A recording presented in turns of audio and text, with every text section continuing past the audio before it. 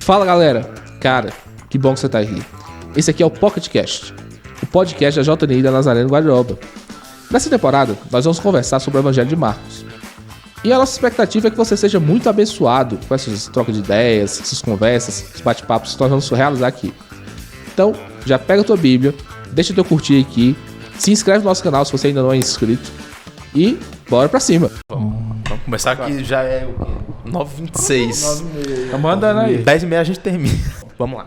Simbora. Sobre primeiro capítulo de Marcos, né? Cara, vamos começar pelo seguinte, João Batista. Que realmente a gente precisa começar dele porque já na profecia de Isaías já falava que ele vinha antes de Jesus para preparar o caminho. Então assim, Marcos já começa falando sobre João Batista exatamente nessa profecia de Isaías, que ele já vinha pregando um batismo de arrependimento de pecado, né? Então assim, já é uma pegada de pregação que ele tinha e Jesus também tinha. Então arrependei-vos para chegar do reino dos céus. E para isso tinha que acontecer o quê? O batismo, né? Que era a manifestação desse arrependimento que as pessoas tinham, dessa pregação de João Batista. E ele fala que depois dele ia vir alguém muito mais poderoso que ele não era nem digno de desatar as sandálias, no caso seria Jesus, né? Então assim, o poder de Jesus já é demonstrado bem aqui pela vida de João Batista. Então, antes mesmo do ministério de Jesus começar, João Batista já estava bem aqui falando sobre o que ia acontecer. Alguém que ia vir muito mais poderoso que ele para realizar coisas muito maiores, né? Então assim, João Batista é uma figura muito importante, que às vezes a gente passa batido, só que ele fala bastante sobre aquilo que a obra que Jesus veio fazer, né? Sim, na verdade, todos os profetas estão anunciando, estão falando sobre isso. Há muito tempo. Exatamente. Você vê que fala sobre o espírito de Elias. Uhum. E Elias, quando ele vem em que situação? Ele vem num contexto de apostasia do povo. O pessoal tá negando a fé, os judeus não estão orando, não estão participando dos cultos, os sacerdotes não estão exercendo sua profissão do jeito que deve. E você vê que isso acontece repetidas vezes ao longo da história dos judeus. Uhum. A gente, quando estudou no CG lá sobre Neemias, sobre a reconstrução dos muros, Sim. Quando vem com os profetas, ele está falando justamente sobre isso. E Neemias vem também no espírito de Elias. Por quê? Para restauração de culto. Cara, aqueles CGs foram muito bons, porque a gente viu... Cada coisa cada capítulo tinha o objetivo de reconstruir alguma coisa. Neemias chega com a ideia de reconstruir os muros, mas ele não está reconstruindo só os muros. Ele está reconstruindo a moral do povo. Ele vem... Vamos lá, só retomar um pouquinho do contexto de Neemias. O povo está destruído, a cidade está destruída, o povo está sem esperança, está vivendo jogado no meio dos monturos, os muros tudo quebrado, sem proteção, sem Deus, sem nada.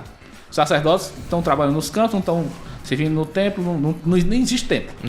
Verdade, o templo estava destruído. Aí vem as 3 levas de pessoas que vão reconstruir. Aí o primeiro vai lá, reconstrói o templo, mas o templo fica lá meio largado, o pessoal fica... E aí chega Neemias para reconstruir os muros. E ele encontra aquele povo lá, desgraçado, com medo de ser invadido, sem proteção, sem nada. O povo não está participando dos cultos, os sacerdotes não estão. E Neemias chega naquela situação e vai arrumando o povo. Ele vai, olha, gente, a gente precisa se organizar, a gente precisa reconstruir os muros. A gente tá aí com a carta do rei, vamos lá. E vai reconstruindo aos poucos. E ele vai reconstruindo os muros e vai, digamos assim, catequizando o povo ao longo do caminho. João Batista, ele vem nesse mesmo espírito. Espírito de Neemias. A gente vê esse espírito de restauração de culto.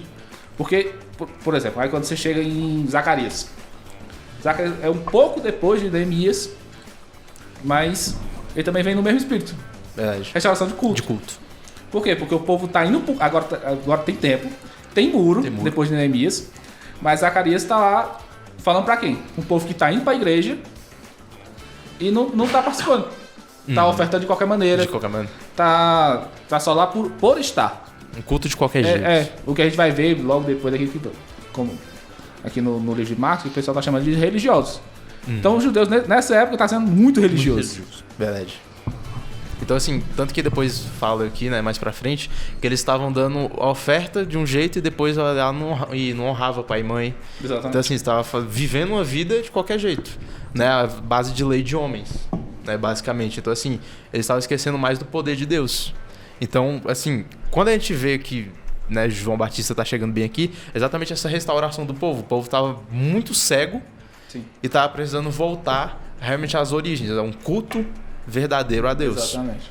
E é isso que, né, a obra que Jesus veio fazer, tirar essa venda do olho que o pessoal estava tendo, né, que os judeus estavam tendo. Era o que a gente estava falando sobre o batismo não era algo novo. Espetacular que o pessoal que João Batista inventou naquela hora lá. Verdade. O pessoal já fazia isso. Eu estava falando sobre a purificação, os trabalhos. A gente conversou antes sobre a purificação da mulher, que estava no período de menstruação e tal. Então a gente vê a importância do batismo e João Batista ele vai para o batismo de arrependimento. Isso é muito interessante. Muito interessante. E uma abordagem importante sobre João Batista, né, que o Samuel 2 aqui acabou de falar, que ele falou que João Batista muitas vezes a gente não acaba falando muito sobre ele na Bíblia, né? Na Bíblia não, mas aqui, tipo, quando a gente vai ler a Bíblia, nas igrejas, no dia a dia a gente não fala muito. Mas na Bíblia, a própria Bíblia fala que ele era o maior entre os homens. Então, nascido de mulher. Sim, nascido de mulher. Então você vê a importância desse cara que muitas vezes a gente fala pouco sobre ele, né? Bem pouco. Se Isaías profetizou sobre ele, é porque o cara tinha algum papel muito importante. Justamente. Né? Tipo, muito tempo antes já falava de João Batista nessa profecia, bem, voz do que clamou do deserto. Sim. E outra, não somente ele, mas também, não somente Isaías profetizou sobre ele, mas também todos os profetas profetizaram sobre eles, também sobre Jesus, que veio junto com ele. E aí outra, e além disso, a gente também tem que valorizar tudo aquilo que estamos fazendo hoje, porque no céu, o menor vai ser João Batista. E olha que ele que foi o maior nascido dos homens. Tá vendo? Isso é quem falou, foi Jesus. Sim. Então, assim, a gente tem que valorizar tudo aquilo que nós estamos fazendo hoje e fazer ainda mais. Verdade. Entendeu? Para que a gente venha fazer tudo para a glória de Deus. Sim, entendeu? Sim.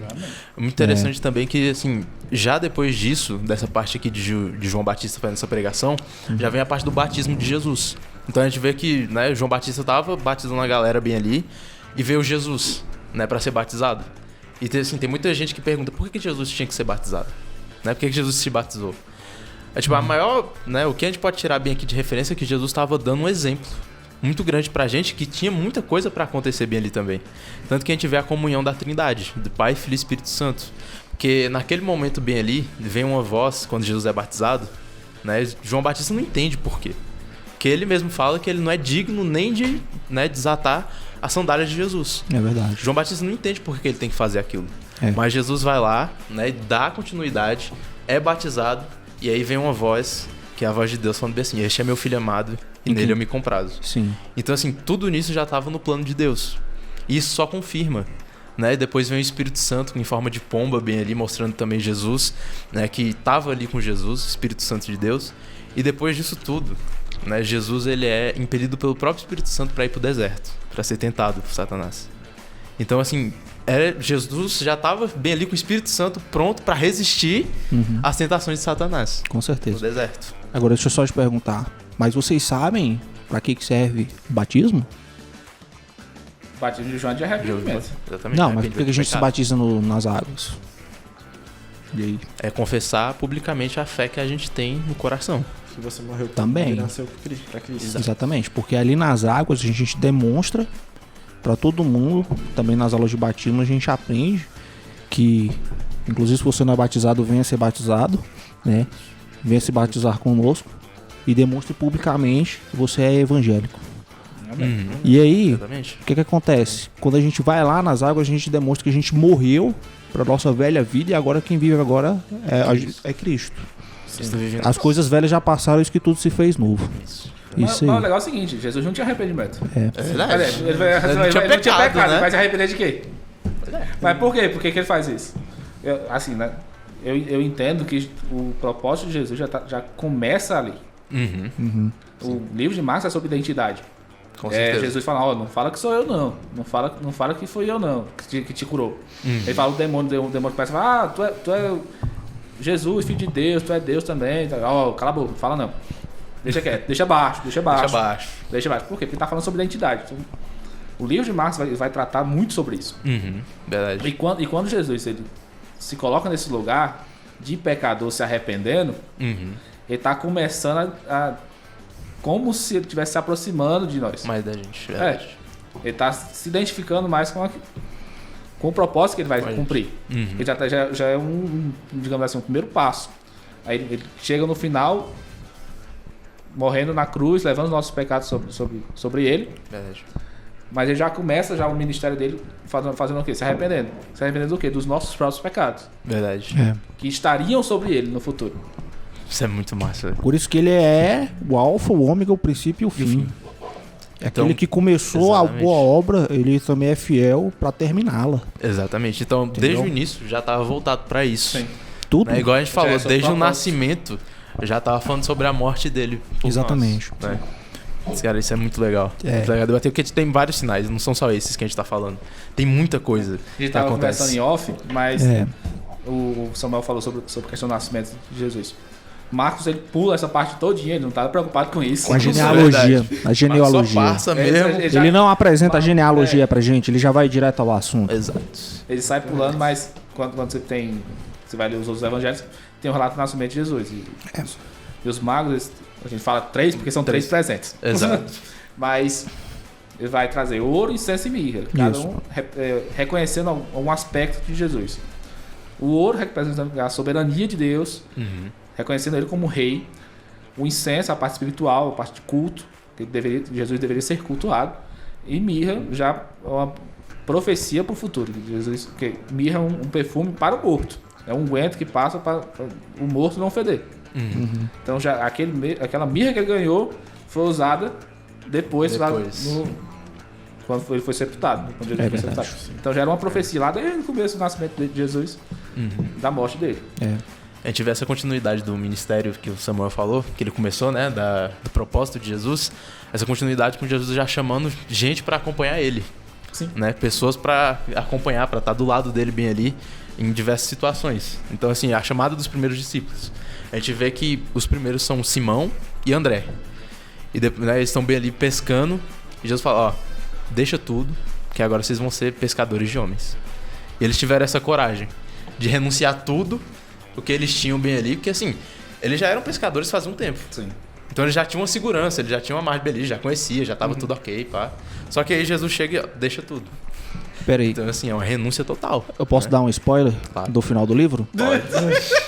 Sobre esse você pode. Então tá bom.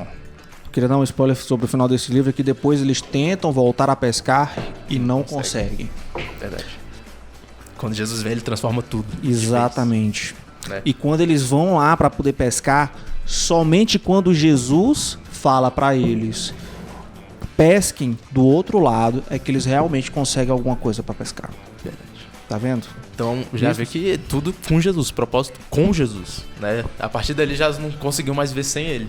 Tudo conseguiu fazer com ele. É dependência. Dependência. Aquilo que a gente tinha falado antes, porque o que acontece? No momento que a gente entregou a nossa vida para Jesus, no momento desse momento, que a gente se batiza e tudo mais, demonstra publicamente que nós entregamos nossa vida para Ele, é o momento que a gente vive debaixo da dependência dEle. E debaixo da dependência dEle, é debaixo da ordem dEle que mesmo a gente fazendo qualquer coisa, é debaixo da bênção dEle que Ele quer que a gente viva. Amém. Amém. É isso aí. O Samuel tava falando sobre... Ele termina falando sobre a ida de Jesus pro deserto. E quem leva? O Espírito Santo. E tem muita gente que reclama. Não, passando por uma luta, Senhor. Eu tô no deserto. Mas espera aí, ó. Nem sabe quem levou. Nem sabe quem levou, né? Ó, só quero falar aqui uma coisa. Existem 2 desertos. 2 desertos. O primeiro foi que o pessoal foi levado, ó, o pessoal do Êxodo foi levado, saiu do Egito e foi levado ao deserto. E depois disso aí, Josué teve que conquistar o quê? A terra prometida era onde? É a terra que manda leite e mel. Exatamente. Mas Mas onde é- é que ela ficava? No meio do Do deserto. deserto. No deserto.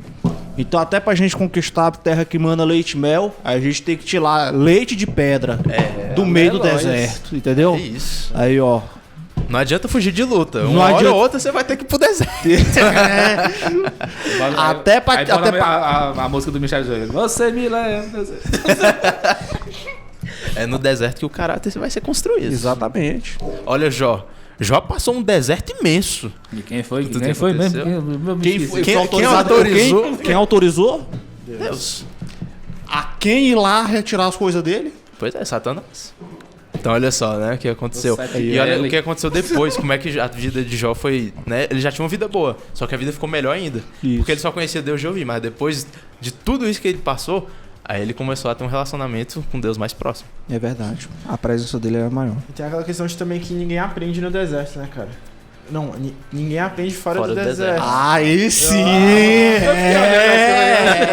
Falou besteira, falou besteira. Não, mas ninguém aprende fora do deserto, né? Que a viver bem, assim, a vida boa é uma péssima mãe. Tipo, ali você não aprende nada, você tá numa vida boa que, cara, vier um tempo difícil te derruba fácil. Então, no deserto é ali que Deus fala muito com você, é ali que você aprende muitas coisas. Verdade. E é isso aí.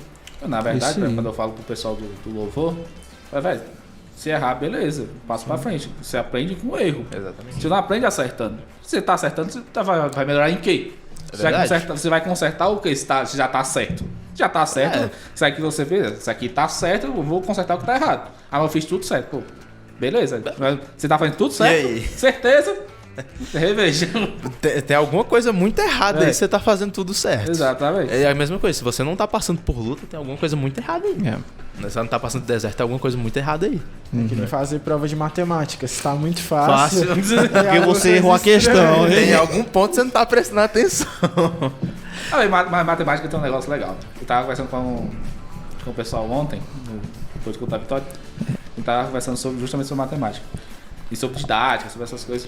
E assim, matemática tem um negócio interessante. Eu não sei se nas outras matérias tem, mas como eu sou de exatas, eu vejo o seguinte: se você tá lá, o professor tá explicando a matéria, você tá entendendo tudo. Pô. O professor vai explicando as derivadas, limite e fração e tudo, aqueles negócios, tudo. Você tá. Eu sou um gênio, eu tô entendendo tudo. Matéria fácil demais essa matéria. Aí quando você vai pra questão, vai fazer, pô. Mas por onde? Como é que faz mesmo? Você só vai ter dúvida quando você estiver na prática. Na prática. É. Se você não tem prática, se você, assim, como é que você vai pra prova se você não exercitou antes? Verdade. E só faz prova quem aprendeu a matéria. Verdade. E aí? Só passa quem aprendeu. Só passa quem aprendeu. aprendeu, Faz E- prova geral. Agora quem passa E ter recuperação ainda. tem recuperação. É verdade, Deus às vezes dá uma segunda chance pra gente em alguma É. coisa. Né? Sempre então, dá assim, a segunda chance da chance. gente recuperar o que Será que tem O tempo conceito que de classe? perdeu. dá um pontinho a mais.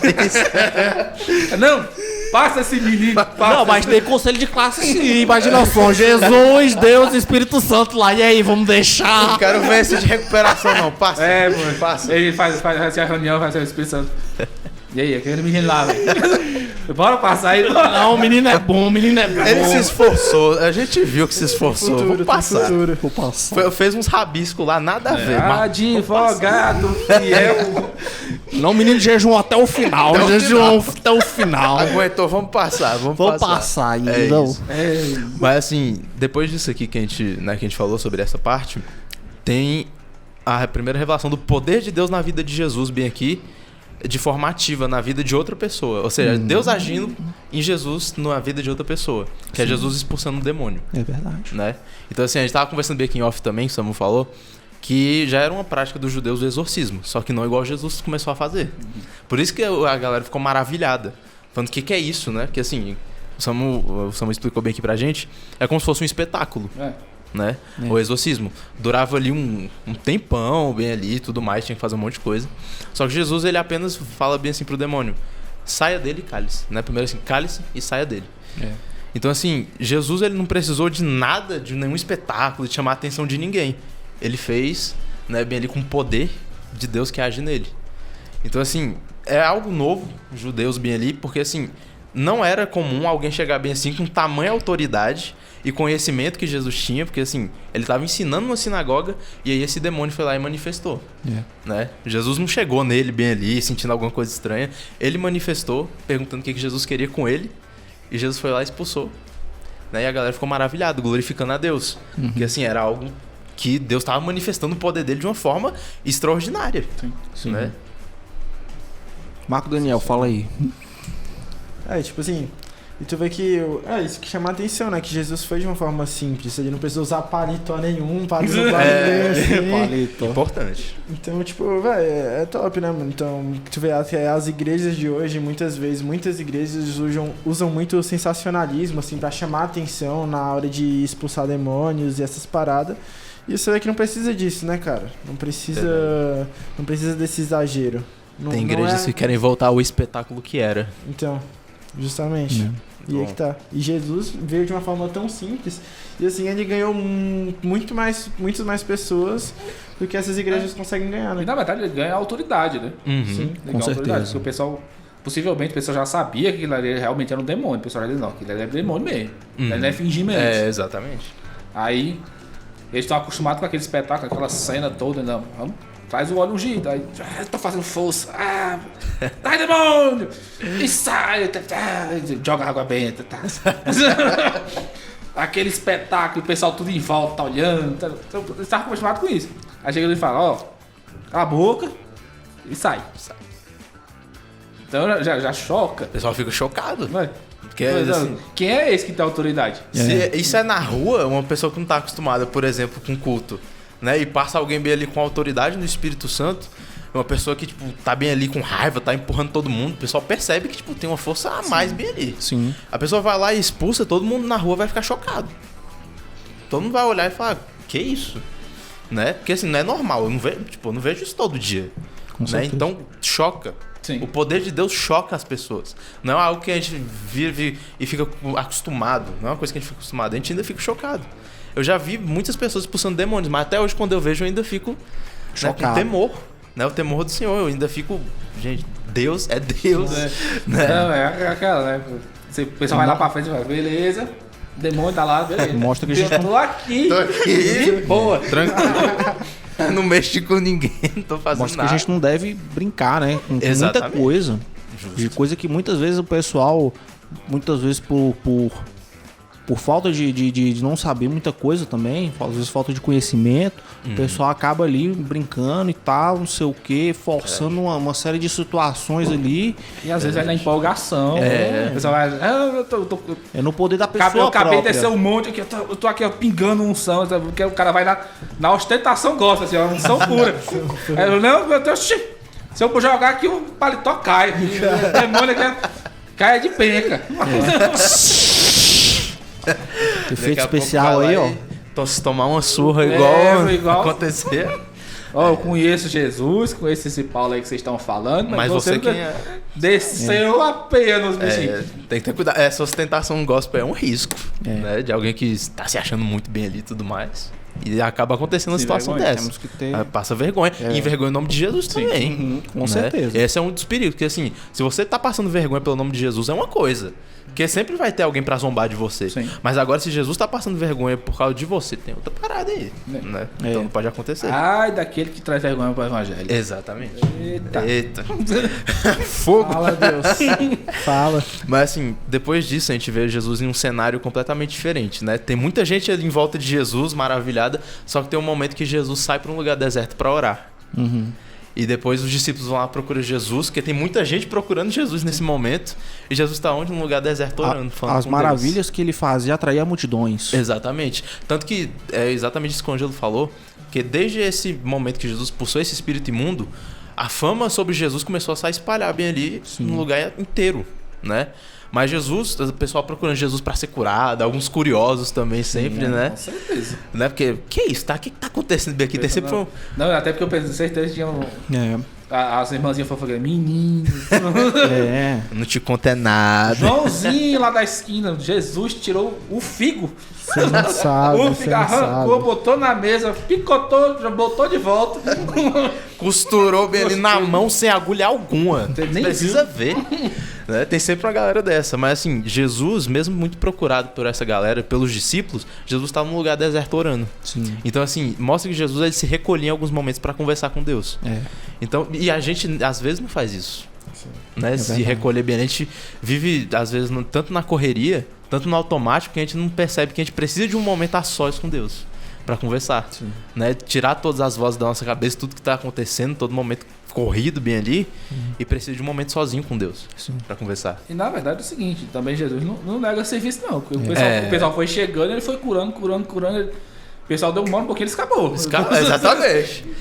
Deram um espaço bem aqui. Não, beleza, não chegou mais ninguém não, vou fugir aqui rapidinho. Mas alguém na fila? Não. Tem não, né? Sumiu. Aí, por quê? Porque tinha que ter um... Assim, eu imagino, não, eu tenho Jesus pensando, preciso orar. O pessoal vai chegando, não. Eu quero cura. Jesus vai lá e curava. Ô, fulano, quero cura, beleza, cura. Beleza, acabou, não tem mais ninguém, agora eu vou orar. É meu tempo com Deus. Exatamente. Mostra mais uma vez o exemplo que você tinha falado antes, né? De batismo que ele tinha feito. Novamente agora o exemplo de Jesus na oração. Exatamente. Mesmo ele sendo Deus, ele se recolhia para orar. Exato. E é uma prática que a gente precisa ter diariamente. É uma conversa com Deus, a gente precisa realmente se entregar para Jesus bem ali todo dia. Sim. E Jesus, sem dúvida alguma, tinha esse momento todo dia. Sim. Todo dia, conversando com Deus. Antes da cruz, ele foi orar no Getsemane e chamou 3 discípulos para orar com ele. Exatamente. E eles não aguentaram. Eles não aguentaram a Então, pressão. assim, mostra que eles não tinham essa prática bem ali tão firme neles ainda. Sim. Né? Eu não sei nem se lhe dizer se era realmente uma pressão espiritual que tinha ali assim antes da cruz. Mas dúvida. assim, realmente assim, à noite, que é um momento mais, digamos assim, mais quieto, que eles estavam ali, eles não conseguiram suportar o sono e realmente orarem. Eles não conseguiram. Verdade. Acorda, Pedrinho. Acorda. Jesus fala que estava numa angústia, né, até a morte, angustiado até a morte. Chorando sangue. Exatamente. E ali chega um momento que assim, os discípulos estavam dormindo. Então mostra ali que a prática espiritual deles de estarem vigiando não estava em dia. Né? Tinha alguma coisa bem ali que uma disciplina espiritual que não estava em dia. E assim, Jesus aqui nesse momento mostra pra gente o quão importante é a gente se recolher todo dia para ter um momento com Deus. A gente ora junto, a gente orou junto bem aqui, a gente tá tendo um momento junto, mas eu preciso ter um momento junto em secreto com Deus também. É verdade. Pode ficar à vontade. Bom, seguimos agora, né? Vem aqui pra cura de um leproso. Jesus curando um leproso. E essa passagem é muito importante, porque assim, mostra que Jesus quer nos curar. O leproso chega pra Jesus e fala: se queres, pode me curar. Né? Então assim, Jesus chega: eu quero. Jesus fala: eu quero. Seja curado. Então assim, em nenhum momento Jesus quer que a gente permaneça com dor, né? Quer que a gente permaneça cego, quer que a gente permaneça com alguma dor na coluna, e, tipo, aprisionado por algum, sei lá, algum espírito opressor, alguma coisa assim. É verdade. Jesus quer curar. Então assim, as pessoas às vezes pensam que Jesus está muito ocupado com outra coisa, mas Jesus quer curar a gente. Entende? Isso é muito importante. Eu só vou fazer aqui um comentário. Você falou ali eu me lembrei agora da cura do cego. Jesus também perguntou: que queres que eu te faça? O cego não falou: eu quero um cão guia. O cego não falou: eu quero um óculos escuro e uma bengala. O cego falou o quê? Quero ver. Quero ver. Exatamente. A gente tem que aprender muito. Essa passagem aí, Samuel, é riquíssima, porque olha só. Porque a gente tem que saber o que pedir pra Deus. A gente tem que saber pedir. Verdade. Tanto que Tiago fala lá que às vezes a gente não consegue as coisas que a gente pede mal. Exatamente. A gente tem que saber pedir as coisas pra Jesus. A gente mostra que a gente, mesmo estando leproso, mesmo estando, né, em situação difícil, realmente assim, por vezes podendo até estar capengando na fé, capengando ali, realmente assim, o leproso mesmo ali, assim, cair nos dedos, cair nas mãos, cair nas orelhas. Mas Deus ainda assim vai lá e fala assim: vou te curar. E Deus está ali, e Jesus estava ali disponível pra gente, pra ele no caso, né? E pra hoje ele também está disponível. Hoje ele também está disponível pra gente. Com certeza. E outra coisa, Jesus estava ali pronto pra atender o quê? As necessidades das pessoas mais frágeis. Mais frágeis, verdade. Mais frágeis, os reclusos. Sim. Os marginalizados, né? Verdade. Quem é que se aproximava de leproso? Ninguém se aproximava de leproso. Alguém se aproximava de leproso? Não, ele ficava lá de fora da cidade. Pra o quê? Pra não contaminar. Sacerdotes não passavam nem perto. Ficava ali numa cidade excluso pra o quê? Pra não contaminar as outras pessoas que estavam ali dentro. Verdade. Mostra muita coisa. Essa passagem é riquíssima. Com certeza. Com certeza. O Marcos, ele... Acho que eu quero fazer um comentário aqui, né? Você vê que, como o Samuel aqui falou, que Jesus ele quer nos curar. Só que teve algo importante que o leproso fez aqui, que ele pediu ao Senhor, ele reconheceu que ele precisava da ajuda de Deus, né? Verdade. Teve algo que meu pai sempre me ensinou, que é, tipo assim, eu até já vi várias vezes minha irmã, minha família assim perguntando pro meu pai, tipo, se Deus sabe o que a gente precisa, por que ele não vai lá e faz? Então, aí é que tá, ele quer ouvir o nosso pedido, ele quer ouvir o nosso socorro. Ele sabe o que a gente precisa, mas a gente também precisa reconhecer como nós somos inferiores. Nós precisamos reconhecer como nós somos dependentes dele, de ir lá, pedir a Deus, e ele vai lá e ele faz. Como tá escrito na Bíblia, o que vocês pedirem em oração, assim se sucederá, né? Então, verdade, sim. É que o pessoal quer um negócio muito fácil. Muito fácil, de mão beijada. É sem compromisso nenhum. Não, tu não sabe o que faz? Não sabe minhas necessidades? Tu sabe que você cair 1.000 conto na minha conta hoje pra pagar uma conta ali? Tudo posso naquele que me fortalece. Fala esse some. Pagar o Nubank. Pagar o Nubank. Pagar o Nubank negativo. A pessoa pensa, não, Jesus pode me curar, mas pra igreja não vou. Orar, não oro. A Bíblia, nem leio. A pessoa pensa que é tudo assim. Pra tu ver. Sem compromisso nenhum. Isso, a gente tem que ter compromisso. Você mostra que a gente tem que ter compromisso, porque olha só, lá em Levítico, a instituição, Moisés começa a instituir o quê? As ofertas. Na verdade, eu tenho que pegar certinho aqui as passagens, mas ele institui aqui a oferta de holocausto, a oferta, né, do como é que era o nome?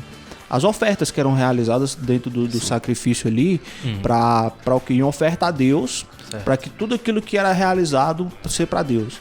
Então o que acontece? Tem uma oferta de holocausto que era o quê? Quando a pessoa estava em pecado. Tinha uma oferta que era realizada quando a pessoa estava bem. Tinha uma oferta que era realizada quando a pessoa ganhava alguma coisa e aí ia lá e dava o dízimo daquilo que ele ganhou. Exatamente. Tinha outra oferta que, ou seja, qualquer momento que a pessoa tivesse, tinha uma oferta ou alguma coisa para a pessoa entregar. Tinha uma oferta engraçada que era o seguinte: o pessoal que estava em adultério tinha que levar, acho que era um cabrito, um bode, alguma coisa assim. Um bode. 3 horas da tarde, arrastando o bode assim, o cabrito. Aí o pessoal que não queria passar essa vergonha, porque assim, a oferta já foi instituída pra quê? Você passar a vergonha, pra você se humilhar, você reconhecer que tá em pecado e fazer esse serviço. E essa via crucis até o sacrifício. Exatamente. Verdade. Jesus foi humilhado até o momento que ele chegou bem ali e morreu. Sim. Né? Então, assim, a pessoa também tinha que passar por isso ali naquela situação, sem dúvida alguma. Mas, assim, a gente falou sobre ter compromisso com Deus agora. E, assim, quando a pessoa não tem compromisso com Deus, é muito importante alguém, ou então tá fraca na fé, né, bem ali esfriou, é muito importante que os amigos estejam firmes com Deus. Sim. É muito importante, exatamente por isso, a igreja. Porque, assim, se alguém tá fraco, a gente ajuda a voltar. Né? A gente ajuda bem ali dando suporte na oração, conversando com a pessoa, fazendo visita.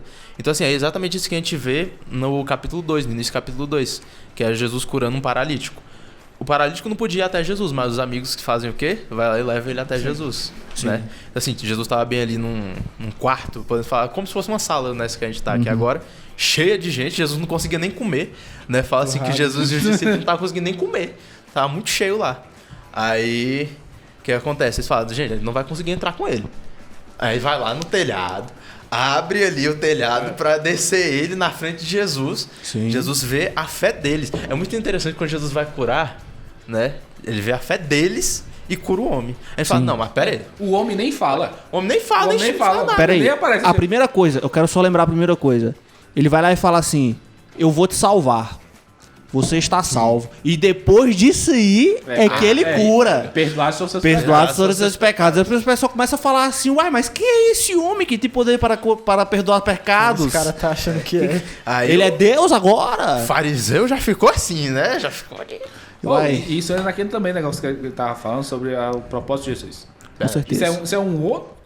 Por que ele disse que seus pecados são perdoados? Porque ele sabia que ele ia morrer, o propósito dele era morrer para perdoar os pecados. Aí, por isso que ele pergunta, o que é mais fácil para mim? É dizer que ele está perdoado os pecados ou levanta e anda? Para ele, naquele momento, se ele parar para pensar, era muito mais fácil ele falar, levanta e anda. Por quê? Sem dúvida. Porque ele tinha poder para isso. Exato. Mas quando ele fala, perdoados são seus pecados, é muito mais difícil porque ele sabia o preço que ele tinha que pagar. Sim, ele sabia a cruz que ele ia ter que carregar. Ele sabia que a humilhação que ele ia ter que passar. o distanciamento de Deus que ele ia passar. Verdade. Pesado. Ia ser pesado. Só voltando ali assim ao tema que eu tinha comentado, né, das ofertas. Jesus quer que a gente fique todos os momentos com ele. Verdade. Independente do momento ser bom ou ruim, entendeu? Mediano. Verdade. Deus quer que a gente fique com ele todo momento. Sim. Isso aí mostra, só sobre esses títulos das ofertas já mostra isso aí pra gente. E aí vem os amigos dele, botando assim, abrindo as telhas. Imagina só uma pessoa abrindo meio mundo de telha, afastando as palhas e descendo uma pessoa por ali por cima. Mostra além da fé dos amigos dele, mostra que ele tinha amigo de verdade, porque eu acho que amigo falso... Não e aí? Some, né? simplesmente some. E aí, como é que vamos botar lá em cima? Né? Tem minha hernia de disco aqui, que não sei o que. Tô com roupa pra lavar, ó. Hoje não vai dar, cara. Eu dar. queria, velho. Eu queria. Joguei futebol ontem, ó, torci o tornozelo. Quebrei meu joelho. Quebrei aqui, entendeu? Não, mamãe tá chamando, você não tá ouvindo, não? Ó. Você nem mora aqui perto. Então, assim, é muito importante a gente saber que os amigos verdadeiros aproximam a gente de Jesus. É verdade. Não o contrário. Então, assim, por onde a gente vai, tem sempre alguém que tenta dar umas ideias erradas na gente, né? Com certeza. E, assim, muitas vezes a gente pode ceder a isso por medo, ou então por querer aceitação, alguma coisa assim. Só que esse amigo bem aqui, ele não precisou disso, sabe? Ele tinha pessoas verdadeiras que levaram ele até Jesus. Sim. Então é muito importante, assim, porque assim, as pessoas tentam arranjar amigo em tudo qualquer lugar. Universidade, trabalho. E assim, são amigos que às vezes te afastam de Deus, não te aproximam, não te deixam como você tá, te afastam de Deus. E não te melhoram. Sabe? E não te melhoram, exatamente. Então assim, se tem um lugar que eu consigo arrumar amigo de verdade, é na igreja.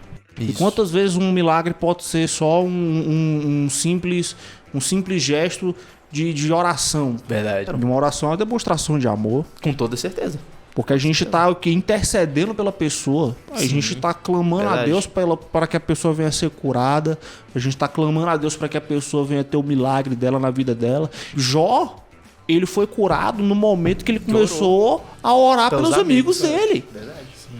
Entendeu? Isso é extraordinário. Porque assim, tem gente que tá no hospital hoje, em estado terminal, e as pessoas que têm fé, que estão orando por ele, fazem oração, chega até Deus e Deus vai lá e cura ele. Sim. Então assim, é a mesma situação, os amigos que apresentaram. Então assim, a família que apresentou, alguém que tava, né, com alguma dificuldade, dependência química, Deus foi lá e libertou. Porque aquela pessoa tava orando bem ali com fé. Né? Isso fala, por exemplo, mãe. A oração de uma mãe é poderosíssima. Sim. Né? Então, Deus, protege o meu filho. Aconteceu algum acidente, o filho morreu, não. Tá ileso. Como? Não tem nem como explicar. Um monte de relato disso. É o lençol de Deus. É o lençol de Deus, exatamente. Né? O pessoal condicionando. É sua falta de fé, porque você não teve fé. É porque não sei o que, começa a dizer, não aconteceu isso porque você não tem fé. Porque você não orou direito. Você não fez a oração dos 7 dias, nos 7 montes dos 7 meses, dos 7 anos, do dia 7. Não fez. E começa a botar um monte de coisa, não, porque você não fez. Tá bem? Também você não fez? Não fez? Você também não fez, né? Como é que você quer a benção? Não fez. Não ficou ajoelhado durante 7 dias seguidos? Como é que você fez? 7 dias, 7 dias. Todo dia. 7 horas da noite. Tudo no 7. Porque 7 é importante. Porque se não tiver o 7, não dá certo. Não dá certo. Porque se não for 7, não dá certo. O pessoal bota muita condição. Jesus, quando cura, não bota esse monte de condição. Verdade. A gente acabou de ver do cego. Não deu pra curar, porque 3 vezes 7 é 21, tá ligado? Não deu pra curar. Não deu não. Não rolou. Não vai ser dessa vez. Pois é. Não vai dar não. Pois é. Não, é porque o cão guia. 3 vezes 7, 21 é o cão guia. Não vai, eu sinto muito. Não caiu na sorte certa pra você hoje. Jesus não exigia fé. Verdade. Não, na verdade. Ele reconhece a fé. Verdade. Não, ele exige da gente. Como eu acredito que Deus exige da a gente de fé, sim. Não, calma, amigo. Eu tô dizendo que não existe. Calma lá, eu acho que Deus exige fé da gente, sim. Porque se a gente não acreditar nem nele, nem na cura dele, aí o que você quer? É o reconhecimento da soberania dele. Isso. Sim, isso, com certeza. Sem dúvida. Aí eu acho que, entendeu? Eu nem sei muito comentar desse negócio aí, não, mas tudo bem. Mas eu achei que. Não, mas sem dúvida. Mas Tanto que Hebreus fala que, né, quem quiser agradar a Deus precisa acreditar que ele existe, que é galardoador daqueles que o buscam. Isso aí porque senão não tem como agradar a Deus. Então, com certeza. é lógico que precisa dessa fé, mas quando a pessoa tá fraca na fé bem ali, quando a pessoa tá cambaleando. Isso não empata Deus de verdade. Exatamente. É verdade. Tanto que tem o homem que pede pela cura do filho, né, que ele fala, se Jesus se pode, aí Jesus se. Tudo é possível naquele que crê. E aí o homem fala, Jesus, me ajuda na minha incredulidade. Me ajuda a vencer a minha incredulidade. Então assim, Jesus vem ainda para restaurar a fé daquele homem. Exatamente. Entende? Deus veio para restaurar tudo. Ele veio para Isso. restaurar a fé, a pessoa ali, porque a pessoa estando no estado terminal, realmente a pessoa muitas vezes pode ser abalada na fé naquele momento. Sem dúvida. Sim. Entendeu? Então é um momento que realmente assim, é uma fragilidade ali daquele momento que, na verdade, além de Deus quer curar tudo na vida dela. Então, assim, além de curar o físico, a fé, porque o evangelho, ele é o que? Ele é tudo. Ele, assim como Deus agiu, Jesus agiu ali em todos os âmbitos, em todas as áreas da vida, seja por exemplo, a cura do leproso, curou a pessoa ali da lepra, curou a autoestima dela, curou ali tantas doenças que ela tinha ali, espirituais, porque quantas pessoas, eu não imagino como deve ser uma pessoa com lepra, até porque atualmente não tem... Existe alguns casos, mas, né? Mas não é tão comum quanto naquela época, mas ainda assim, uma pessoa ser curada de uma forma tão extraordinária, tão instantânea assim também é algo que realmente mostra o tanto que Jesus, o poder de Deus. Sim. Com certeza. Entendeu? Das paradas que você falou, Jesus era o verdadeiro pastor, ele supria tudo. Sim. Supria a fome, que na multiplicação de pães ele fazia isso. Ele supria a necessidade de cura física, a necessidade de cura espiritual, né? Reerguer bem ali a humildade da pessoa, mas também ao mesmo tempo trazer ela de novo para saber quem ela é, a identidade. Entende? Então assim, Jesus realmente curava tudo. Ele é a obra completa. A obra completa. Exatamente. Tanto que você falou naquela passagem, né? Quem começou em mim a boa obra é fiel para completá-la. É verdade. Tudo. Sim. É a obra completa. A obra é completa. Não fica na metade. Né? Então assim, Jesus realmente vem para fazer a obra completa mesmo. Mesmo. Sim. Assim, agora a próxima parte que a gente vai falar é uma coisa muito interessante, porque tem muita gente que põe condição para não conhecer Jesus. Então, eu tô, sei lá, eu bebo, não posso conhecer Jesus. Eu minto muito, não posso conhecer Jesus. Eu tô numa situação de adultério, não posso, não vou pra igreja. Eu sou muito novo ainda pra conhecer. Exatamente. Verdade. Deixa quando eu tiver 70 anos. Não, só vou depois que eu tiver 70 anos, porque eu já vivi minha vida toda, entendeu? Já curti já curti, entendeu? Aqui, agora que eu já vivi a curtição, agora eu posso... Agora sim eu tô à vontade bem pra conhecer Jesus, já fiz tudo. E se brincar, a pessoa que faz isso daí tá sujeito a se arrepender lá na frente, hein? É verdade. É o que mais você ouve. Pessoa que faz isso aí, ó, eu não duvido nada da pessoa curtir, agora que curtiu, aí eu vou voltar. E na hora que volta com a mente pesada. Com a mente pesada. Exatamente. Nossa, não é assim que funciona o negócio, né? Porque essas pessoas pensam, não, eu posso pecar aqui hoje, amanhã eu peço perdão e tudo mais. Só que como ela toma consciência completa de como funciona, ela fala, não, realmente não é por aí não, né? Mas assim, voltando. Ela percebe o tempo que perdeu. O tempo que perdeu. Foi uma coisa que aconteceu comigo quando eu voltei, né? Tipo assim, eu fiquei um tempo afastado da igreja, depois eu percebi, cara, quanto tempo que eu perdi com coisas que não acrescentaram em nada pra mim, sabe? Isso. E com certeza foi uma coisa que aconteceu com o Levi, que é Mateus. Assim, ele era coletor de imposto e tudo mais. E na época era uma coisa muito difamada, né? Porque assim, tem sempre uns juros ali, né? Que o pessoal cobrava mais e tudo mais. Tanto que João Batista, ele fala sobre isso, né? Vocês não cobrem juros injustos, né? Não cobrem valores injustos, mas tinha uma galera que fazia isso. Então assim, Jesus chegou bem ali em Levi, teve uma refeição na casa de Levi. E assim, o pessoal, né, os fariseus bem ali, os mestres da lei já olharam com um olhar meio torto pra Jesus, né? Jesus tá sentando ali com um publicano, um pecador, que negócio é esse? Né? Com quem que esse homem tá andando aí? O pessoal tá falando que ele é santo, tem poder de Deus na vida dele, mas por que ele tá sentado ali com o pessoal? Né? Porque é uma crise de identidade. O pessoal fala assim, beleza, só estabelecendo. Jesus curou fulano. Beleza, curou o cego lá. Mas pra curar tem que ser de Deus mesmo, né? Aí vai lá, cura o paralítico. Esse cara é de Deus. Tem um problema nesse negócio. Você tá andando com prostituta, tá andando com um traidor, que Judas. Deixa quieto que ele não apareceu ainda não, né? Sem spoiler. Mas os publicanos, como o Samuel estava falando, eles eram vistos como traidor da pátria. E o que aconteceu é o seguinte, tinha os romanos tinham os impostos. Aí os publicanos iam lá, compravam imposto teu. Aí quando você ia pagar o imposto, você tinha que pagar pra mim. E, sei lá, é 10 reais, tem que pagar. Quando chegava na hora de me pagar, não é 10 reais, não. É 15. Já colocavam em cima, bem. Pra ganhar o meu. É o Super Stone. É a taxa de serviço. É a taxa de serviço. Taxa de serviço. É a mão de obra. É o Uber Eats. Opa! Esse daí deixa em off. Deixa abaixo. Ou já entregando com as coisas aí. Ou já perdeu o patrocínio, viu? Mas enfim, né? Tinha essa taxa que o pessoal cobrava em cima, né? Que já era uma coisa mal vista. O pessoal olhava e dizia, não, Jesus tá andando pro pessoal muito errado. Não pode. Né? Tá sentando na roda dos escarnecedores. Não combina uma coisa com a outra. Não combina, exatamente. Só que assim, Jesus ele responde de uma forma que, né, da forma que era necessária naquela hora. Jesus fala bem assim, eu não vim chamar os sãos, eu vim chamar os pecadores ao arrependimento. Então assim, Jesus não veio bem aqui pra quem já tá 100%. Posso subir aqui hoje, se eu quiser eu levito aqui agora, estou santo. É porque na verdade, se você parar pra pensar o seguinte, vou começar o ministério. Você vai começar o ministério com quem? Você vai começar com o pessoal mais difícil, você tem a opção. Eu vou começar com o pessoal mais difícil, aquele trabalhoso, aquele pessoal difícil. Difícil de trabalhar.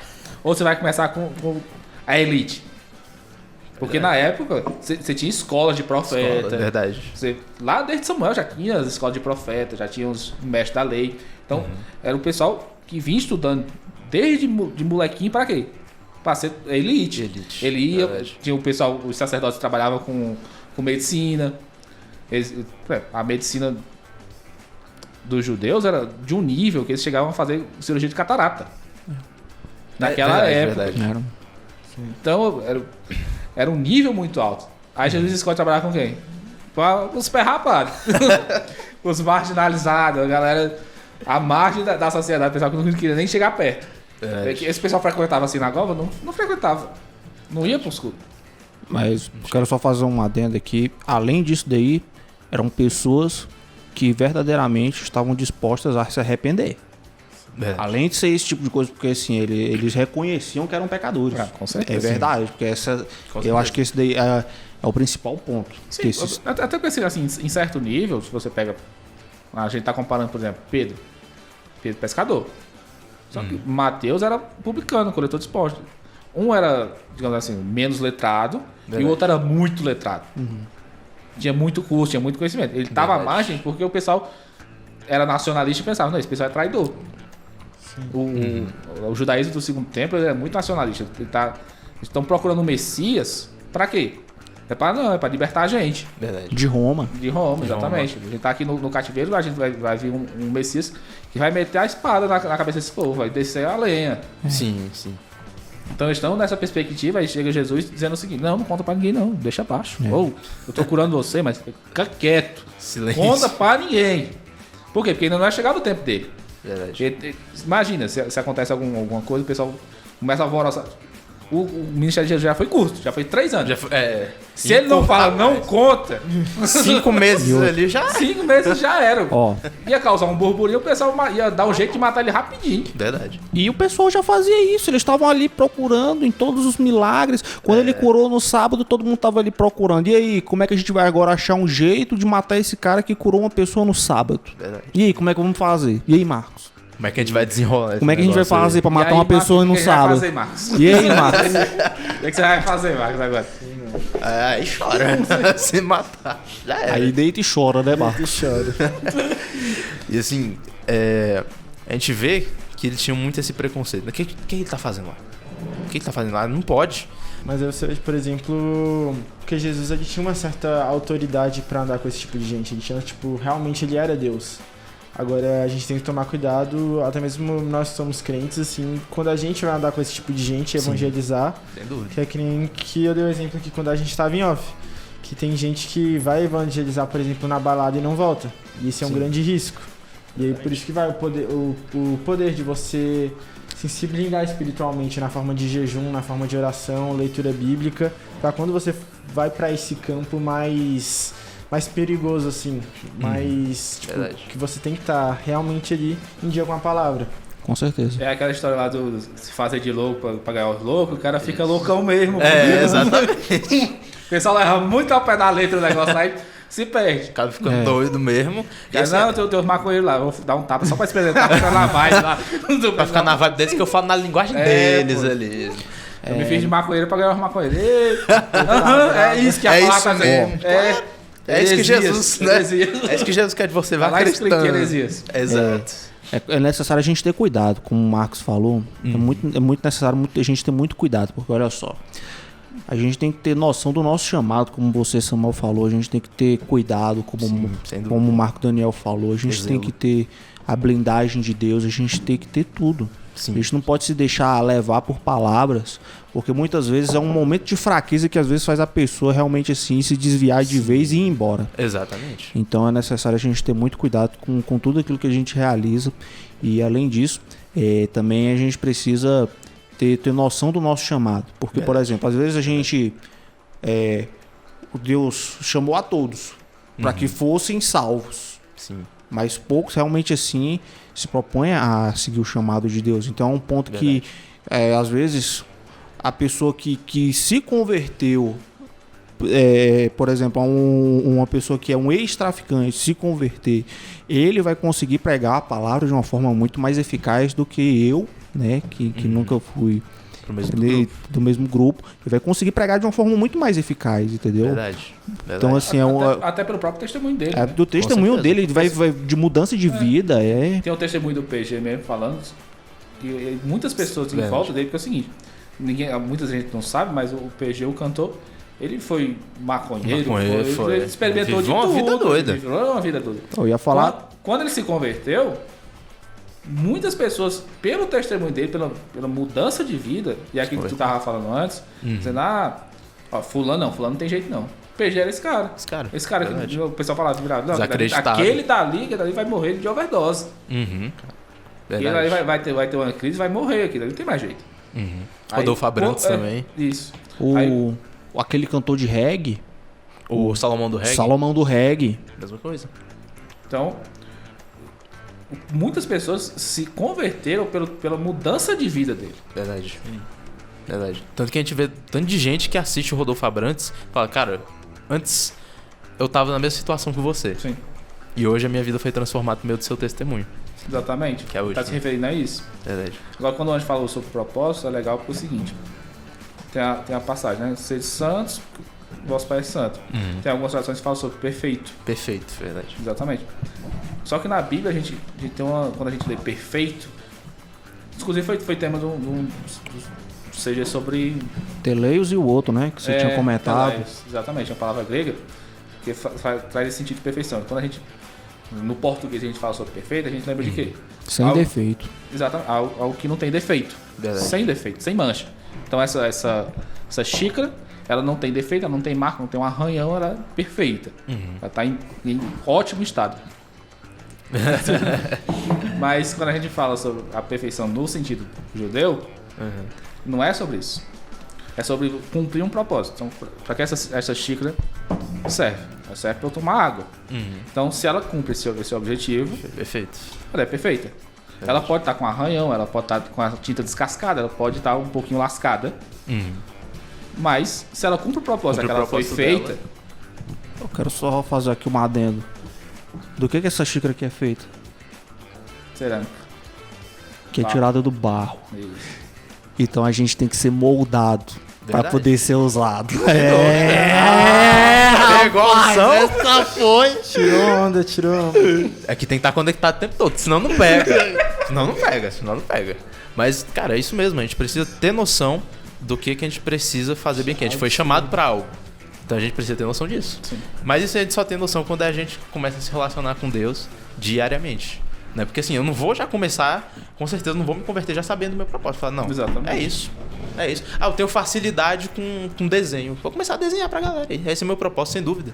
Só que aí vai lá e Jesus pede pra você ser um pregador do evangelho. E outra, tem os ministérios, tem os dons espirituais, tem tudo isso. Sem tem dúvida. Que começar a se identificar. Normalmente você não desperta só um. Verdade. Você vai despertar alguns, e às vezes você muda de fase. Dúvida. Você tá mais evangelista hoje, não significa que você não possa se tornar depois um pastor, um mestre. Um mestre. Verdade. Não significa, você tá mais dá mais ênfase numa área e depois você muda. E na igreja você tem que ter todos esses ministérios. Sem dúvida. Uma igreja completa é uma igreja que desperta todos esses ministérios nas pessoas. Então você vai ver aquela pessoa que é mais mestre, tá mais ligada àquilo, não que ele só é aquilo. Mas tem o outro mais que ligado a isso. Exatamente. Tem o outro que é mais evangelista, mas quando você cumpre o ID do Senhor, é quando você cumpre todas as fases. Não é só o cara que vai lá, o evangelista que vai lá, cata e solta na igreja.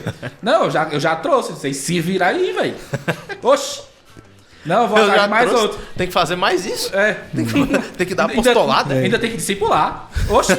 Não, mas aí é fácil demais. Isso é com você. O cara já tá aqui dentro. Já fiz minha parte. Já fiz minha parte. Um beijo. Esse negócio aí é complicado. Bicho, esse negócio de fazer a parte. Quem tava conversando em off sobre. Assim, a minha visão sobre os religiosos. Quando a gente veio lá em Marcos, tá falando sobre os religiosos. Toda vez que você vê assim, eu já fiz a minha parte, você tá sendo religioso. Verdade. Sim.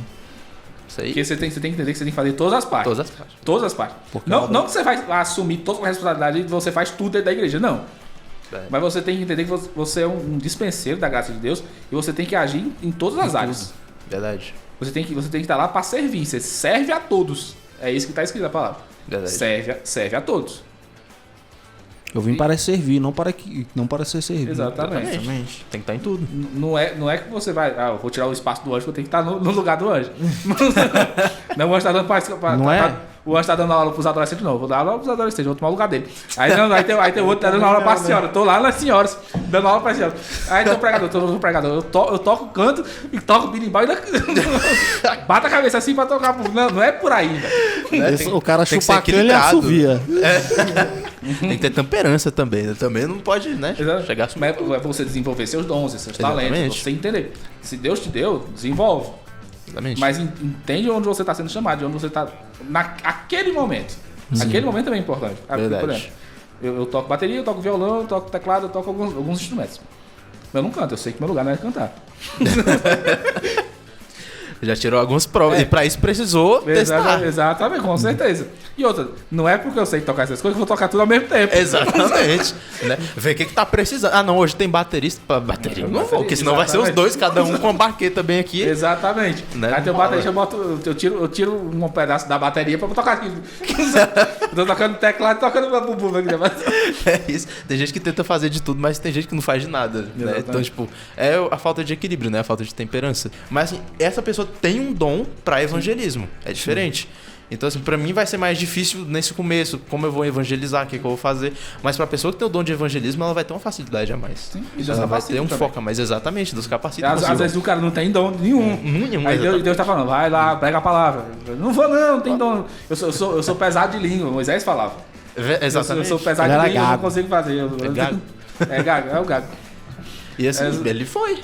Jesus falou, beleza, então seu irmão Arão aqui, ó, vai junto contigo. Ele dá condições. E outra, olha só, existem momentos da nossa vida, assim como existem momentos na nossa vida que a gente executa uma determinada coisa. Por exemplo, existe a escola.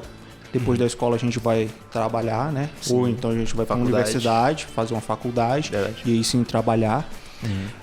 Dentro da escola mesmo existe ensino fundamental, né? Aquele maternal, aí depois vem fundamental, médio, e a pessoa vai crescendo. Assim também pode existir esse mesmo tipo de coisa dentro dos ministérios. Verdade. Então o que acontece? Às vezes a gente está dentro de um ministério para executar uma coisa por um período de tempo.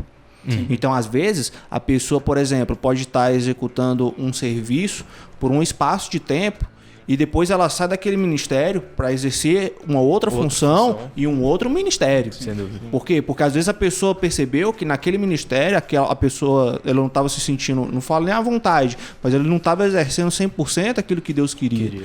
Por exemplo, às vezes a pessoa vai, digamos assim, entrar num ministério de teatro ou dança ou etc. E aí a pessoa pode exercer vários ministérios ao mesmo tempo E aí ela pega e percebe que talvez pessoas exercem 5 ministérios ao mesmo tempo, por exemplo. Aí ela percebe que se ela continuar investindo no ministério de música, dança, artes, etc, etc, etc, ela não vai se desenvolver tanto. Aí ela pega e fala assim, olha, o que eu gosto mesmo é de tocar violão. Aí a pessoa vai lá e se especifica em tocar violão. Então ela não é nem abandonar os outros ministérios, mas é se focar somente em um. Às vezes a gente também tem que... Às vezes a pessoa está exercendo uma atividade, digamos assim, polivalente, e às vezes o que por um momento é excelente. E a própria pessoa percebe isso, que durante aquele momento da vida foi excelente ela ter executado aquilo. Verdade. A atividade polivalente dela. Mas aí Deus quer que ela seja muito mais usada como um cantor. E aí, por exemplo, às vezes a pessoa vai lá, é usada como cantor, e aí surge um CD, aí do CD ela vai e começa a ministrar em outras igrejas, e de outras igrejas, e aí quando pensou que não, a pessoa tá lançando música no Spotify e tá aí com 1 milhão de visualizações, 1 milhão de pessoas vendo que é por quê? Porque a pessoa se especificou. Exatamente. Entendeu? Se desenvolveu. Se desenvolveu muito mais. É uma questão de mentalidade. Se a pessoa tá com a mentalidade de servir, você está com a mentalidade de servir verdadeiramente os outros, a comunidade local, as pessoas. Você está com essa mentalidade. Ser usado por Deus. Ser usado por Deus, ela vai prosperar. Agora, se o cara está com a mentalidade, eu vou tocar hoje, beleza, vou cumprir minha parte. Ou então o cara não toca, o cara vai, sabe? Bateu o ponto. Bateu o ponto de crente. Eu vou lá todo domingo, eu dou meu dízimo, hoje. Eu sou um crente top. Eu vou todo domingo. Eu dou meu dízimo certinho, tá lá. Contado, pode tá lá. Velho, o cara ele vai pra igreja pra quê?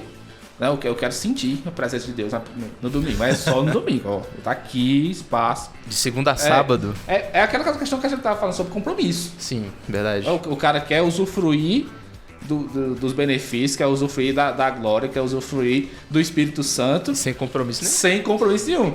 Agora me fala. A igreja é quem? É a noiva. É a noiva. Agora me fala se Deus vai permitir um negócio desse.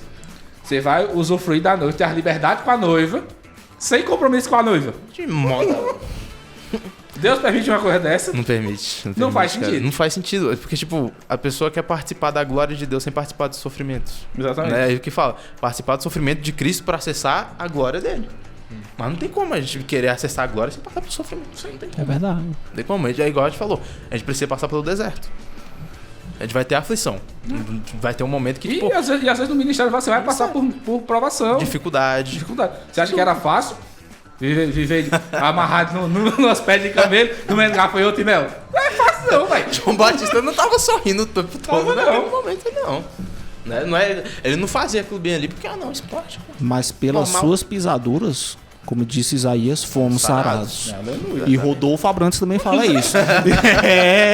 Duas referências muito boas, inclusive. Mas assim, agora a gente seguindo exatamente sobre o compromisso, a gente vê bem aqui depois o pessoal indagando Jesus o seguinte, ó.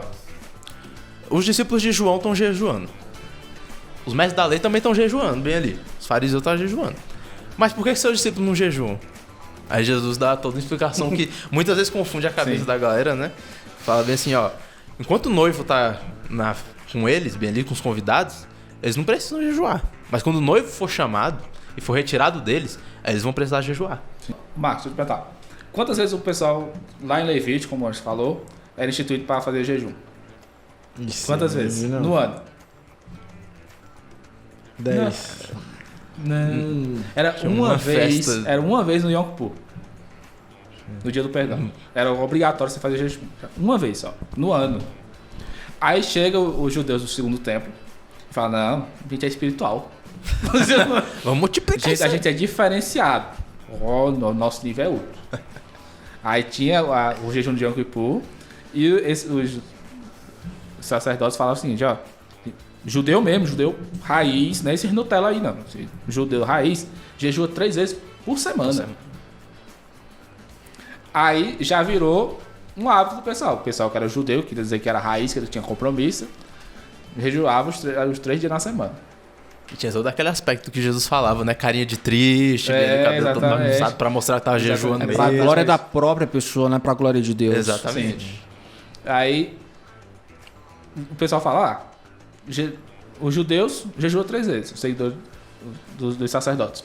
Os seguidores de João Batista jejuam 3 vezes. E os de vocês? Por que não jejua? Os discípulos passando a mão no cabelo.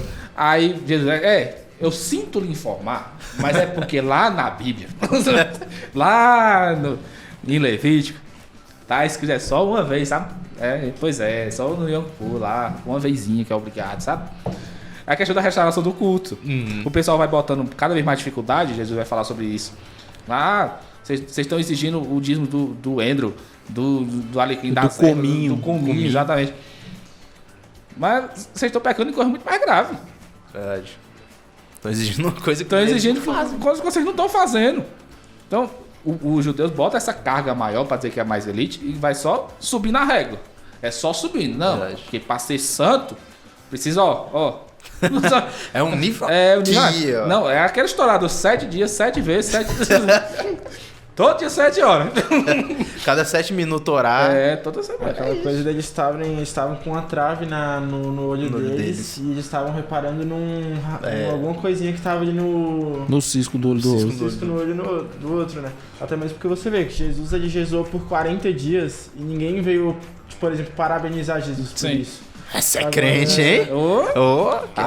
Parece com teu pai, hein? Parece com o papai. Filho de papai, é?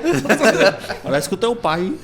É isso mesmo que o Marcão falou. Então, aí você vê, e, por exemplo, os caras repararam que você vê como é que eles estavam reparando na vida deles, né? Sim, eles repararam que os discípulos deles não estavam jejuando e foram lá falar. Então, tipo, por exemplo, aquela coisa, né? 1000 acertos tem um elogio, um erro, 1000 condenações, né? Então... Principalmente pra quem já tá querendo condenar Jesus há muito tempo. Sim, então já acharam, não tá jejuando não, já temos o primeiro aí, ó. Já temos a primeira coisa. Jesus vai lá e rebate e fala, Temos a primeira pedra pra lançar. Exatamente. Mas é o seguinte, toda vez que você tem um sistema, você tem sistemas novos. Todo dia nasce um jeito diferente de adorar, um jeito diferente de culto. O problema é quando você começa a dizer isso, não, o meu jeito é o certo e o seu tá errado. Verdade. Quando você começa a dizer, não, o meu jeito é o certo, não, o jejum o certo é jejuar 3 vezes. O outro, não. O certo é jejuar 4. Aí o outro, não, tem que jejuar 5. Aí o outro, e eu que nem como.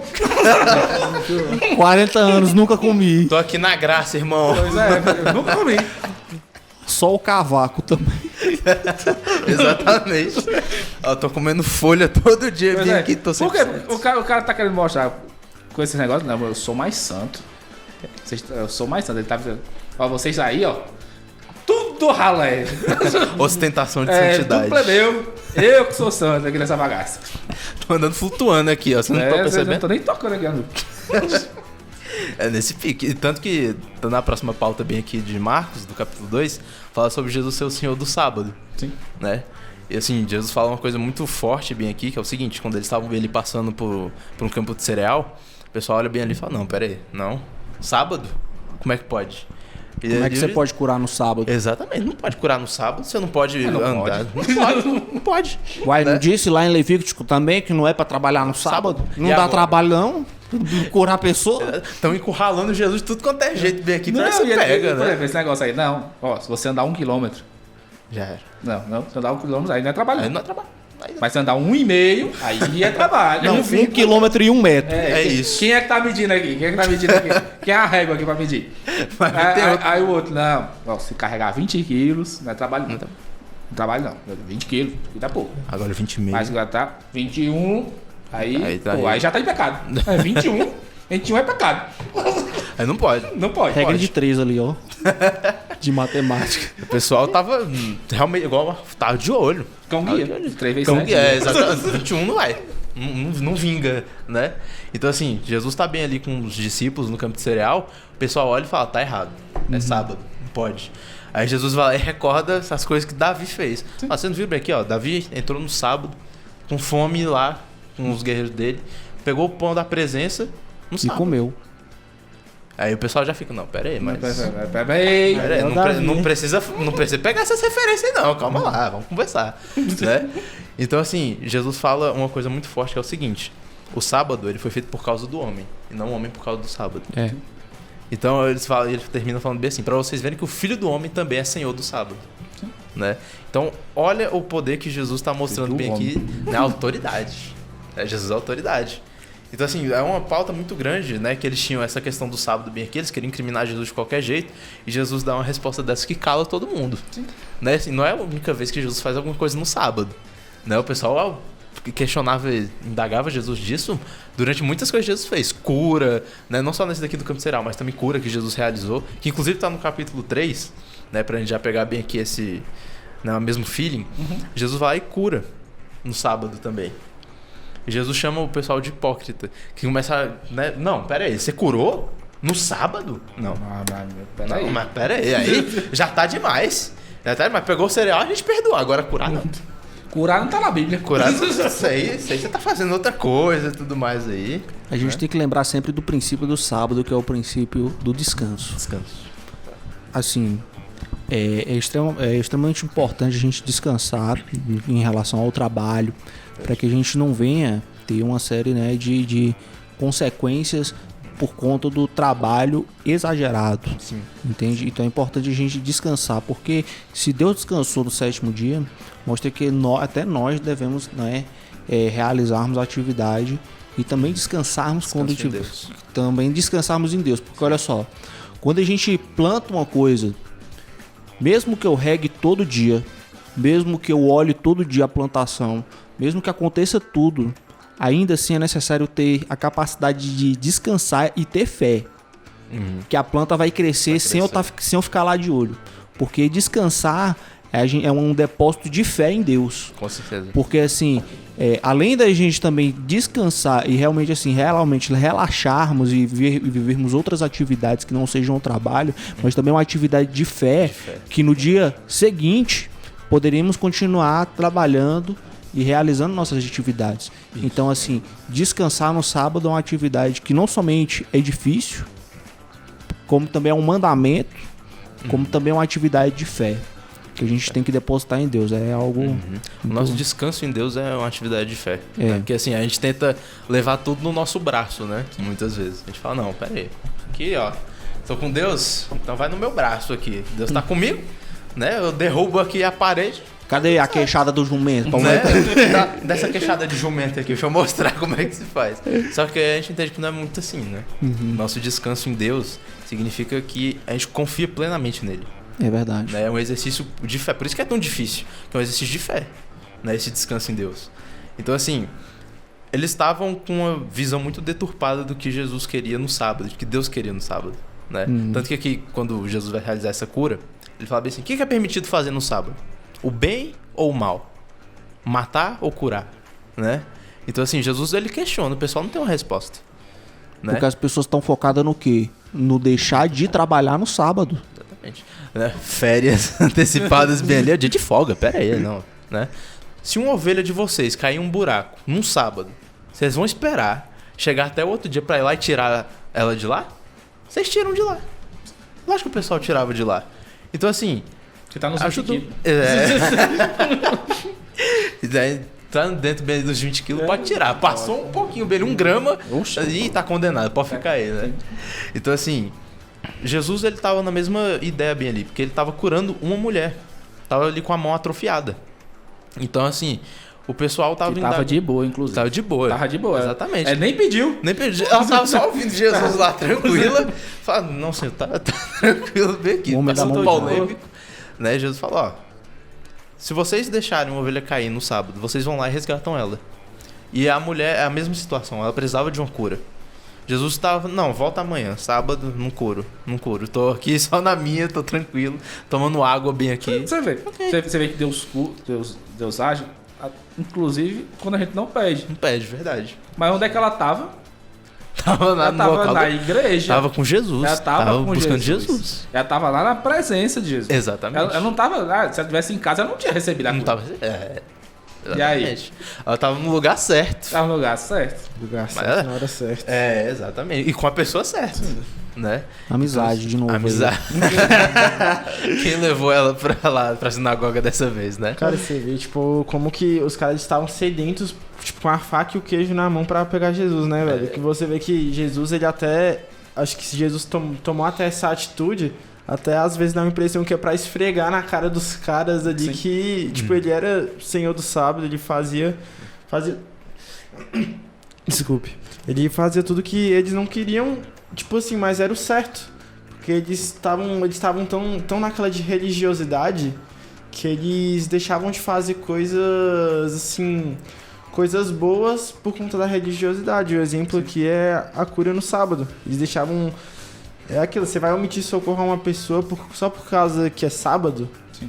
Então você vê, e até mesmo aí logo depois de Jesus ter feito o milagre, ter feito a cura, eles saíram de lá e foram planejar a morte de Jesus depois de Jesus ter feito um ato de nobreza. Sim. Uma cura.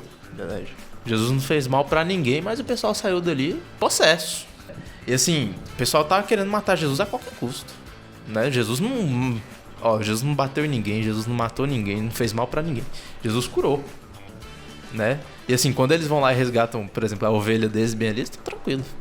Que isso, resgatei uma ovelha, tá suave. Mas é porque, na verdade, a gente tem que entender também o seguinte. Jesus está fazendo toda uma restauração do culto na época. Se você fala do sábado, por que o pessoal tava pegando no pé? Porque o pessoal, falou que é sábado, sábado. Não faz nada. Só que ele estava colocando além da conta. Verdade. Estava colocando além da conta. É o mesmo caso do peso. Se carregar 20 quilos, beleza. 21 já tá mal. Se andar 1 quilômetro, beleza. Se andar 1 quilômetro e 1 metro, aí já tá em pecado. É isso. Ou seja, o pessoal tá acrescentando. E quando a gente fala de restauração de culto, a gente tem que lembrar o seguinte. Quando a gente teve a reforma, eles estavam fazendo justamente isso também. Estavam restaurando o culto. Então, a primeira coisa, o que eles fizeram? Primeira coisa, só a escritura. É só a Bíblia que vale. Experiência pessoal, esse negócio de... Não, o nosso parâmetro é a Bíblia. Por quê? Porque se... eu tenho experiência espiritual aqui. Eu tenho que jejuar toda semana, por exemplo. Aí chega o outro, uma semana é pouco, né? Mas é santo. Uma semana? Um dia na semana? Um dia na semana é pouco. Não. Aí já o outro já faz a igreja do jejum das 2 semanas. Pronto. Aí bora lá. Igreja de Jesus Cristo do jejum das 2 semanas de janeiro. Lindo e cheiroso. Aí o outro, nós somos mais santos. 3. Aí bota 3. E vai só acrescentando, acrescentando coisa que não tá na Bíblia. Verdade. Colocando mais peso que o que deve. Então qual é o nosso parâmetro? A Bíblia. A gente tem que sempre lembrar isso. E a experiência pessoal? A experiência pessoal é importante. Sim. Mas ela não serve de base. Ela não serve de parâmetro. Você pode... É claro que você tem que lembrar das bênçãos que te aconteceram. É super importante, é super válido pra tua formação da fé. Mas é o seguinte, beleza, eu tive essa experiência. Mas como ela pode ser vista à luz da Bíblia? Sempre a referência é a Bíblia. Sim. Então, por exemplo, eu vi gente... Não são do riso, por exemplo. Mas como é que isso se encaixa na Bíblia? Na Bíblia. Como é que isso se encaixa? Porque a própria Bíblia nos fala, julgue se esse espírito vem de Deus, se não vem. Se não vem, verdade. O pessoal, quando Pedro vai falar no Sinédrio, já em Atos, ele está falando sobre o testemunho de Cristo, da vida de Cristo. Olha, vocês fizeram isso, aquilo, outro. Jesus foi profetizado por isso, vocês foram lá e mataram. Então ele está dando testemunho. E o pessoal estava lá para julgar. E falou, se for de verdade, se for no espírito certo, esse negócio vai para frente. Se não for, vai acabar, não se preocupe. Verdade. E a gente tem que estar no mesmo espírito. As manifestações espirituais que acontecem nos nossos dias, a gente precisa estar atento.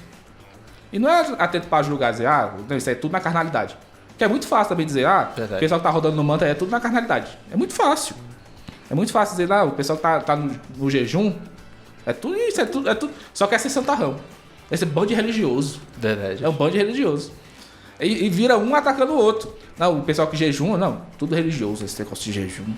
Deixa aqui no meu poiquinho. Comendo meu porco. Esse pessoal que não come carne de porco, bando de religioso. Aí vira o outro, você não consagra o sábado pro senhor? Nossa, que herege. Você. Se diz cristão. Diz que é crente. Que vergonha. Pode. E aí fica nessa briga. É, verdade. Porque, você não... Não, essa igreja é muito fria. Aí fica um acusando o outro. Não, vocês é que são... Dão lugar à carne. São vocês que dão lugar à carne. E fica uma briga. E, velho, tá todo mundo sendo religioso naquela bagaça. Verdade. Por quê? Porque tá todo mundo na intenção seguinte. Tá fazendo pra dizer que é mais santo o quê? Verdade. Você não tá fazendo pra servir. Ninguém tá julgando se é realmente algo que vem da Bíblia, que procede de Deus mesmo. Se tá, Ele tá só olhando. Tá, porque assim, manifestações diferentes, beleza. A graça de Deus é multiforme. Verdade. E beleza, tá tudo certo. É válido. Você. Tem igreja que é mais avivada, tem igreja que é mais séria. E não é porque ela é mais séria que ela tem menos espírito. Verdade. Se você pega a doutrina da igreja de Nazareno, qual é a evidência do batismo com o Espírito Santo? É mudança interior. Não é dom de línguas, por exemplo. Uhum. Não é você tá rodando no manto. Verdade. Não, você pode rodar no manto, beleza. Tranquilo. Pra nós, beleza. Roda. Também, beleza. Mas aí como é que tá a tua vida? A tua vida tá rodando no manto e tá dando vazar a tua carnalidade. Verdade. Você tá rodando no manto no domingo e na segunda-feira você tá mentindo? Você tá dando mau testemunho? Ih, meu filho, pode rodar, roda. Vai rodando, vai furando, vai bater lá no inferno. Roda. Já vai no automático. Já vai no automático. Pode rodar. É verdade. Você acha que Satanás também não manifesta essas coisas? Manifesta. Tu acha que ele não engana? Sem dúvida. Que Fala que ele pode até se fingir de anjo de luz. Oxi. Vai. Pra uma pessoa fazer um bicho em besta rodar. 2 por tempo. Verdade. Oxi. Por isso que a gente deve prestar bastante atenção no que o Marco Daniel tinha falado há um tempo atrás, né? Que é em relação a gente ter as disciplinas espirituais para nós nos blindarmos Sem dúvida. de tudo aquilo que realmente não vem de Deus. E também pra gente ter discernimento espiritual. Claro, como é que Porque você vai ser discernir? O discernimento de espírito. Experimento o dom. espiritual, Exatamente. ele vem exatamente com conhecimento de quem é Deus, da leitura Verdade. e tal.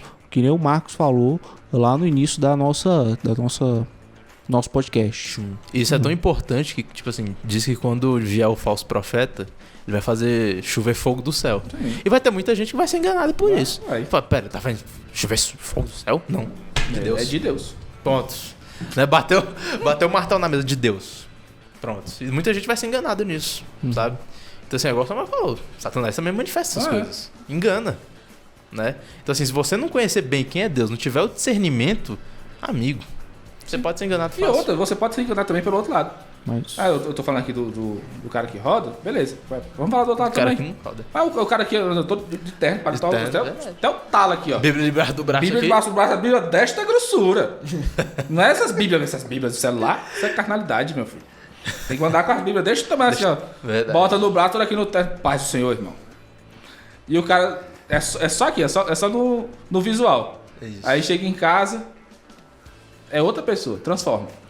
Eu acho engraçado que eu tava assistindo esses dias a série The Boys, e, cara, encaixa muito nisso. Os super-heróis, eles têm toda aquela capa, tem todo aquele estrelato, aquele brilho, né, dos super-heróis. A mídia. A tudo mídia, mais. fala, o pessoal... Você vê, tem a Raya Maeve, eu acho. Ela tem a biografia e o confronto é justamente nesse sentido. A outra coisa, não, que na sua biografia dizia que você tinha segurado um ônibus, você tinha estraçalhado seu braço todinho, mas acho que era só marketing, né? O pessoal que inventou. Uhum. Aí, ou seja, o pessoal se vende, assim, no contexto da série, Uhum. a imagem. Por quê? E eles estão todos presos na questão da imagem. Por exemplo, tem um lá que é corredor. É digamos assim, o Flash da série. Sei. Aí ele se droga pra manter a velocidade dele. E quando ele para de se drogar, ele tem recaída, ele passa mal. Vive demais. E ninguém pode saber que ele se droga. Por quê? Porque isso é um escândalo. Verdade. Isso é escândalo. Se ele se drogar, nossa, ninguém pode saber. E ele sai matando o pessoal que descobre. Então ele mata a namorada. Meu Deus. Ele mata a namorada. Porque ela dedurou ele, o esquema de droga dele. Então ele mata. Aí tem o... E assim, na verdade, tem vários super-heróis com esse mesmo comportamento. Eles matam, eles estraçalham, eles faz o diabo pra não prejudicar a imagem dele. Entendeu? Então encaixa muito nisso que a gente tá falando. O cara tem toda aquela capa de santidade, ele vende aquela imagem, mas na verdade ele tá... Dentro dele não tá desse Ele tá jeito. podre. Uhum. João Batista fala isso, Fala sepulcro caleado. Parede branqueada. Exatamente. O que significa isso? Que o túmulo tá bonitinho por fora, branquinho, Mas por dentro é podre. Verdade. Por quê? Porque tem um corpo em decomposição lá. Não tem vida. Verdade. Então, assim, é só fachada, né? Sim. Só vive de fachada, vive de imagem e tudo mais. E, cara, isso é tudo hoje, né? Só que assim, não dura. Sim. Né? Com certeza não dura. Porque assim, se você tá firmado na areia e não na rocha, algum momento você cai, né? E assim, é uma queda grande. Uma queda grande. Mas assim, Jesus segue bem aqui, escolhendo os 12 apóstolos. E aí eu queria fazer uma pergunta bem aqui, muito sincera. Aqui pra todo mundo. Vocês lembram os nomes dos 12 apóstolos de cor? Com certeza não. Olha, eu me lembro que tem Judas.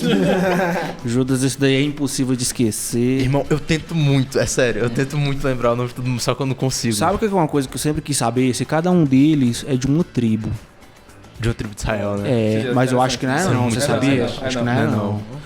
Mas eu gosto. Não, porque assim, até porque é o seguinte, tem os irmãos. Tem os irmãos, Tem os irmãos. os Aí, filhos assim, do trovão. Já quebrou já o negócio aqui. Mas se fosse, seria muito interessante. É, né? ia ser, imagina Cada um de só uma cada tribo. um de uma tribo aí, ó. Aí ninguém ia querer participar da tribo do traidor, hein? E não é da nossa tribo, não. Não, até porque é o seguinte, tem outro detalhe também. Na época que é escolhido os 12 apóstolos, as 12 tribos já não existiam também. Você só tinha a tribo de Benjamim e de Judá. Verdade. Só tinha duas, que foram as que sobraram do cativeiro da Babilônia. Então quando eles voltaram, só voltaram a tribo de Judá e a de Benjamim. Então já não era Israel, eram os judeus. Você chama de judeus por causa da tribo de Judá. Então foi só a única tribo que voltou do cativeiro. O restante... né, Que tem é uma toda a das história primeiras. que você precisa ler a Bíblia pra entender. Enfim. Muito rolê. Muito rolê. E muito mesmo. Mas assim, a gente chega a um ponto bem aqui, que eu tava conversando com o Samu quando o Samu foi me buscar. Seguinte, sobre a família de Jesus. O que a família de Jesus tá achando de tudo isso? Porque assim, tem a mãe de Jesus, tem os dois irmãos, né? Tiago e Judas. Que esses eu lembro dos dois discípulos, É. né? Pedro, Tiago, Tiago, exatamente, a musiquinha. Só que tipo assim, Jesus tá ensinando, né, o pessoal em um certo lugar. Só que a família de Jesus, né, chega assim, não, pera aí, ele tá fora de si, tira ele daí e tudo mais. Pra família de Jesus não tava acreditando em tudo isso que tava acontecendo. Fala, não, pera aí, tem coisa aí. Chama ele lá. Tira ele dali. Chama ele lá, vamos fazer uma reunião ali. Conversar com ele. Isso que o almoço tá Vamos esfriando. conversar em off. O almoço tá esfriando. O almoço tá esfriando, chama esse menino, pelo amor de Deus, né? Mas assim, a gente vê que o Jesus teve um campo missionário na própria família. Sim.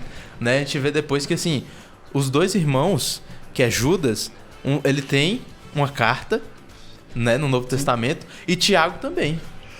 Então assim, teve o agir de Deus bem ali na vida de Jesus, na vida da família de Jesus por meio dele. Tudo estava acontecendo. Deu o testemunho. Eu acho que. Agora, tipo, em questão dessa parada da família de Jesus, como é que fica essa parada dos irmãos de Jesus, assim? Que teve até uma vez que eu tava discutindo com um amigo meu, que eu gosto muito dele, assim, só que ele é católico, e ele falou que quando cita irmãos de Jesus nessa passagem, ele quer citar os irmãos como os discípulos dele, os apóstolos dele, Sim. e não os irmãos de sangue. Então aí como é que fica essa questão de irmão? Jesus tinha irmão ou não? Como é que fica essa parada? Tinha muito Essa daí eu sei. Ele realmente tinha irmãos de sangue. Realmente, assim, o período em que José havia, digamos assim, se casado com Maria e realmente não praticou nenhum ato, nem realmente não encostou nela, foi o período em que realmente Jesus ele estava no ventre de Maria. Mas depois desse período, depois do momento em que Jesus nasceu e etc e tal, foi o momento em que José, né, ele começou a ter relação com Maria, e realmente depois desse ponto ele realmente teve outros irmãos. Assim, né, a gente fala irmãos exatamente porque eles Era irmão de sangue. porque eles eram irmãos. A gente sabe que Jesus ele realmente assim, ele nasceu de um milagre que foi realmente colocado dentro do ventre de Maria sem nenhuma interferência assim humana, entende? Mas assim, a gente acredita que Jesus tinha irmãos vindos, né, do ventre de Maria, que eram filhos de Maria, e tudo realmente assim, eram irmãos dele mesmo. E não irmãos como nós, né? Pessoas que nos consideramos irmãos, irmãos em Deus. Entende? O que confunde é que algumas traduções também trazem como primos. Verdade. Principalmente as católicas. Trazem como primos. Eu acho que serve mais a uma narrativa.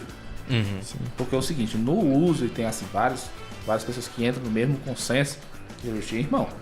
Aquela palavra lá, naquele caso, aquele uso, é para irmão. Até mesmo porque tem algumas traduções que trazem o irmãos entre aspas, né? Sim. Tem. Verdade. Porque porque assim, normalmente esse ponto é um ponto de bifurcação, né, entre os católicos e evangélicos, porque para eles acreditam que o ponto dos irmãos para Jesus não eram irmãos, era porque é o seguinte, a gente tem que manter a narrativa de que Maria é imaculada, não se deitou com nenhum homem, teve Jesus e pronto, acabou. Mas essa diferença aí entre mas as traduções. mas o ponto assim que em relação a Maria que a gente acredita, né, que as pessoas, que nós evangélicos acreditamos, é que realmente assim Maria foi um instrumento de Deus, usado por Deus para a glória de Deus, assim como nós também somos instrumentos dele para a glória dele, para a honra dele, porque tudo que a gente faz é para a glória de Deus. Sim, então assim a gente pode dizer inclusive que Maria era santa, da mesma forma que Paulo se refere, engraçado, Paulo vai dar bronca no pessoal, vai dizer, vocês estão fazendo coisa errada, mas ele fala assim, os santos da igreja cante fulano de tal. Exatamente. Ele chama pro gente pecador, que tá fazendo coisa errada, que vai falar no resto da carta, ele chama de santos. A gente pode chamar Maria de santa sem problema, não é um problema. Os discípulos, eles são santos. Não que eles nunca pecaram na vida, mas são santos. Exato. Exatamente, naquele sentido que a gente trouxe lá no começo, lá do Teleios. A questão da perfeição cristã, da santidade cristã, não é que não tem defeito, que não tem pecado, mas que cumpre um propósito. Maria cumpriu um propósito. Maria é santa. Sem dúvida, com certeza. E a gente volta àquela pauta sobre Jesus estar em influência de outro, né, de um espírito demoníaco, que o pessoal fala, né? Pois é. Mas aí a gente volta a usar a mesma frase que ele disse, né? Como é que pode uma casa subsistir com dois comandando, não é verdade? Exatamente. É igual a gente falou, como é que pode, duas pessoas estão divergindo bem ali, uma pessoa divergir de si mesma, não vai subsistir, né? Então assim, se Satanás expulsa Satanás, qual o sentido que faz? Né? Não tem sentido. Né? Então assim, eles estão... exatamente. Estão atirando, ele tá Era atirando pegadinha, pô, pegadinha. É o elenco rachado do futebol. Na broderagem, cara. Na broderagem. E ele traz uma pauta muito interessante, que muita gente fala, talvez não tenha, né? Muita gente não tenha o conhecimento disso, só que tipo assim, é sobre a blasfêmia contra o Espírito Santo, né? Fala bem assim, quem blasfemar, né, de tal forma contra homens, né, pode alcançar o perdão, sem dúvida. Mas quem blasfemar contra o Espírito Santo não consegue alcançar esse perdão. Porque chegou no nível da mente estar tão cauterizada, da mente estar tão, né, tão longe de Deus, que a pessoa não consegue voltar. E mostra bem aqui, Jesus falou isso porque falou que ele agiu por espírito imundo, né? Então assim, é um tema muito louco, que você fala, não, como é que pode trazer uma acusação dessa? Que cabeça é essa? Não, pera aí, Satanás está buscando Satanás, não é possível que eles não pensaram nisso. Só que eles estavam muito cegos. Assim, né? O que é um pecado que não tem perdão? Assim, no meu entender, é porque você não reconhece. Como é que assim? Mas Jesus é quem perdoa os pecados. Mas sabe, se você não reconhece a divindade de Jesus e que ele morreu na cruz para pagar os meus pecados, se eu não reconheço isso, como é que eu vou ter perdão? Verdade. Não tem perdão. Você não consegue. É uma questão de. O que eu preciso para ser salvo? Aceitar que Jesus é meu Senhor, ele morreu na cruz dos meus pecados e agora eu tenho que viver uma nova vida. É isso que é preciso. Exatamente. Se eu não reconheço que Jesus morreu na cruz pelos meus pecados, que ele é Deus e que ele morreu, como é que você perdoa? Não dá. Agora, tipo, o que seria que Jesus faz a citação do pecado, a blasfêmia contra o Espírito Santo, mas o que seria a definição desse pecado? Rapaz, esse é um dos pontos mais polêmicos. Exatamente. Tem muita interpretação em cima disso. Tem gente que fala que é quando alguém chega a um ponto de separação total de Deus. Sim. Então, assim, tem um termo na Bíblia que fala bem assim, não apagueis o Espírito. Sim. Então é quando você vai se afastando de Deus, é apostasia. Você se separa de Deus. Eu não vejo isso de uma maneira assim, estalei. Sim, Eu vejo assim, é uma caminhada até o fim. Eu neguei Cristo até o fim. Exatamente. Entendeu? Sim. Aí você chega no fim, beleza. Eu não acredito, beleza. Mas qual o fim? Condenação eterna. Sim. Um ponto que é importante também ressaltar é que nós sempre temos a oportunidade do arrependimento. Exatamente. Porque enquanto estamos vivos, a gente tem a oportunidade de nos arrependermos dos nossos pecados e olharmos de volta para a cruz e lançarmos mão das nossas atitudes. Sim, correr para Cristo. E correr para Cristo. Paulo vai falar sobre isso quando ele fala assim, ó, fulano tá fazendo coisa errada, você expulsa da comunhão. Você entrega, porque eu já entreguei o corpo dele a Satanás para que você salve pelo menos a alma. O que ele tá dizendo com isso? O corpo dele vai morrer, beleza, vai estar longe da comunhão, tá longe do corpo de Cristo. Mas para que pelo menos nesse sentido, longe da comunhão, ele reconheça que errou, que pecou, reconheça os seus erros, para que ele possa se arrepender e pelo menos salvar a alma. O corpo verdade. Né? Tanto que no início da minha conversão, quando eu li essa parte, eu falei, Paulo, que isso, irmão?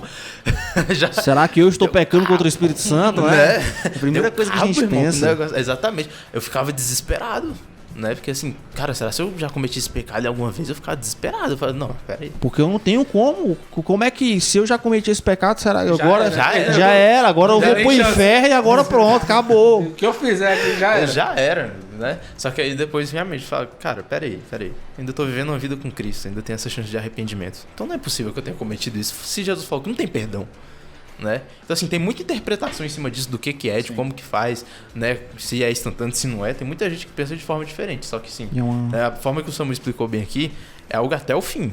Negou Jesus, você não faz isso de uma hora pra outra desse jeito, né? Tem um porquê, tem alguma coisa que aconteceu que isso vai... Eu já vi muita gente que nega.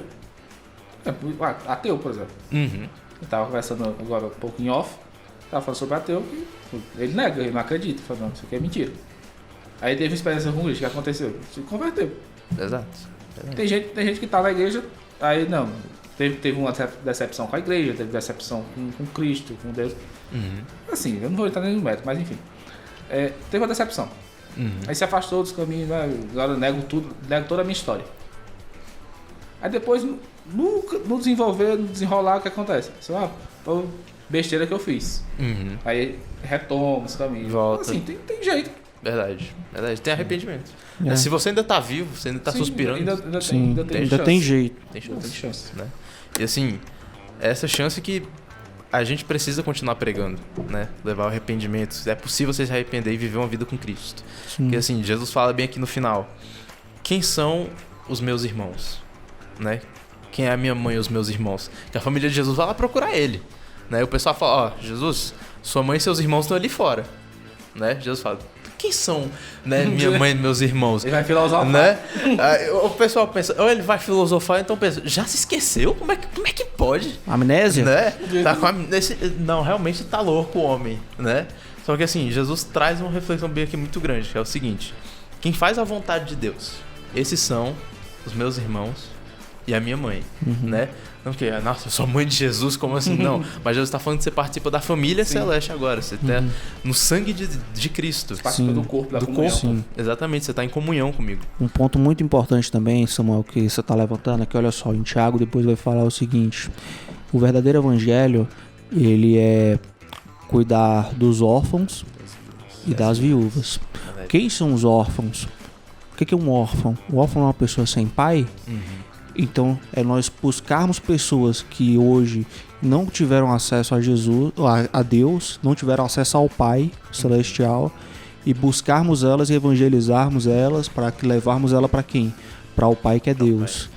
E quem são as viúvas? Não são pessoas que tiveram o noivo, que eram inicialmente igreja, que eram inicialmente participantes do corpo de Cristo, né, na alegoria, que eram noivas e que depois perderam o noivo, perderam a ligação. Então, na verdade, são o quê? São as pessoas que se desviaram. O verdadeiro evangelho é nós buscarmos pessoas que se desviaram e trazermos de volta para dentro da igreja e buscarmos pessoas que nunca tiveram acesso ao Pai e levarmos novamente para Deus. Esse é o evangelho de Deus.